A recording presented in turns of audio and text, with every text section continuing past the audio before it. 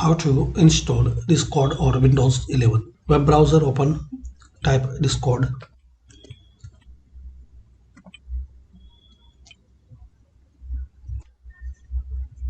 Click on this first link, discord.com, and also you can click on download. Click on download for Windows. Save this setup file.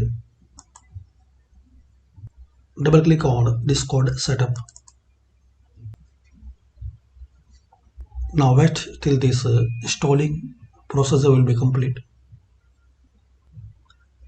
Now close it and log in your account. And if you not have your account, so create your free account with Discord. So thanks for watching. Like this you can create and you can install Discord on your Windows 11 PC or laptop.